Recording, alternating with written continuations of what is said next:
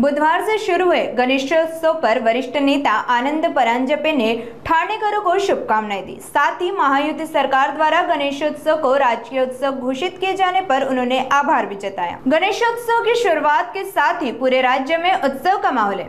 इस अवसर पर ठाणे से आनंद परांजपे ने सभी को शुभकामनाएं दी। उन्होंने कहा कि भगवान गणेश बुद्धि, सुख और समृद्धि के देवता है। उनके आगमन से हर घर में उल्लास का वातावरण है। साथ ही परांजपे ने राज्य सरकार द्वारा गणेशोत्सव को राजकीय उत्सव घोषित करने के फैसले का स्वागत करते हुए मुख्यमंत्री देवेंद्र फडणवीस, उप मुख्यमंत्री अजित पवार और एकनाथ शिंदे का विशेष आभार जताया। उन्होंने कहा कि यह निर्णय न सिर्फ धार्मिक भावना का सम्मान करता है, बल्कि महाराष्ट्र की लोक कला और परंपरा को भी सशक्त करता है।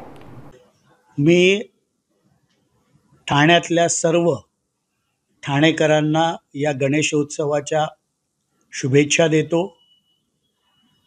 गणराया हे बुद्धीचं दैवत आहे आणि प्रत्येकाच्या घरामध्ये गणरायाचं आगमन झाल्यानंतर त्या घराचं वातावरण आनंदमय, सुखमय होतं। त्यामुळे मी गणरायाच्या चरणी हीच प्रार्थना करीन की महाराष्ट्रातील माझा बळीराजा असेल, महाराष्ट्रातील माझी माता भगिनी असेल, माझा तरुण मित्र असेल, सर्वांनाच येणारं वर्ष सुखाचं, शांतीचं आणि समृद्धीचं जावो। आणि खास करून मी राज्याचे लोकप्रिय मुख्यमंत्री माननीय देवेंद्रजी फडणवीस साहेब, उपमुख्यमंत्री माननीय अजितदादा पवार साहेब, उपमुख्यमंत्री माननीय एकनाथरावजी शिंदे साहेब या महायुतीच्या तिन्ही नेत्यांचं विशेष करून आभार व्यक्त करतो की गणेशोत्सवाला राज्य उत्सवाचा दर्जा महायुतीच्या सरकारने दिला।